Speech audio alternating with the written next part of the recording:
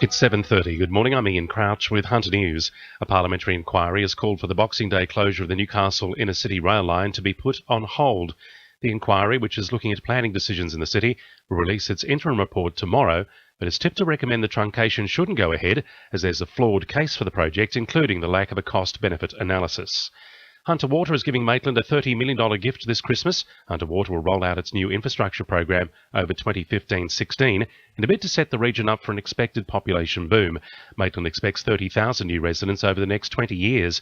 Nick Kaiser from Hunter Water says the program will set Maitland up for the future. Morpeth Wastewater Treatment Plant is where the new Maitland Hospital will be hooking into, so it's an especially important upgrade there.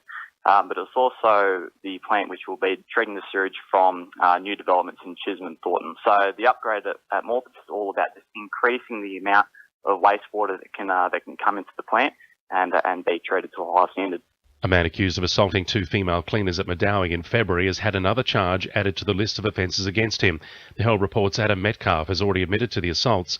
However, torn underwear on one of his alleged victims, who was left unconscious, has led the Crown prosecutor to believe the attacks were sexually motivated. Metcalf has been ordered to stand trial on an indecent assault charge, but has pleaded not guilty. Residents and visitors to Port Stephens have been given an additional 122 parking spaces in the lead up to Christmas. The two new car parks are located on the corner of Yakima and Donald Streets and on Government Road between Stockton and Church Streets. Council's Capital Works Section Manager Greg Cable says the car parks were built in quick response to the closure of a significant parking station in the area. Well, the new car parks are lost an alternative. We had to close, because of structural reasons, we had to close some of the car parking spaces in Donald Street. We lost 114 spaces there, but we replaced that with the two new car parks, which has given us 122 car parking spaces delivered prior to the Christmas rush. After hours of study and exams, Hunter High School graduates are learning the results of their efforts. Alice Hogg reports. The day has finally arrived for the more than 76,000 school leavers anxiously waiting on the results of their higher school certificate. Students have already started hopping online to see their exam marks, which have been accessible since 6. They're yet to find out their ATARs, though, which won't be revealed until tomorrow. Girls have performed particularly well this year. 67 of the 105 first-in-course awards handed out have gone to female students. Recent turbulent weather has led to smaller and sweeter berries on the vines in the Hunter. A hot and dry November has left vignerons hopeful this year for a good concentration of flavours and sugars.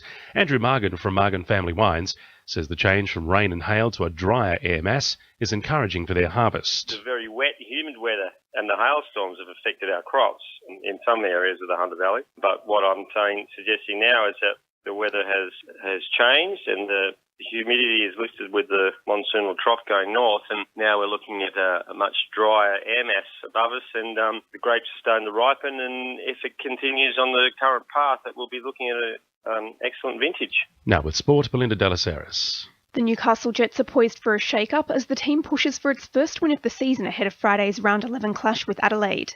Midfielder Ben Kantarovski is a strong contender to replace suspended skipper Q Yarlines in central defence, while rookie Alan Walsh could get his time in the spotlight, touted as a possible partner at the back. Goalie Ben Kennedy says they're implementing a tactical overhaul. From the defence through to the attack, it's something we're focused on. Defensively, we haven't been the best so far, but we know we have to improve. Hunter heptathlete Sophie Stanwell is hoping for a hometown kick-off to her 2015 campaign, returning to competition as part of next month's Hunter Track Classic. It'll be Stanwell's first hit-out since her promising Glasgow Commonwealth Games debut in July. And Newcastle Diggers have given the Knights' Anzac Day clash with the Cowboys the go-ahead. It's one of 5 NRL games scheduled to commemorate the 100th anniversary of the Gallipoli landings. That's sport. I'm Belinda Delas Harris. 2NURFM News Time 26 to 8.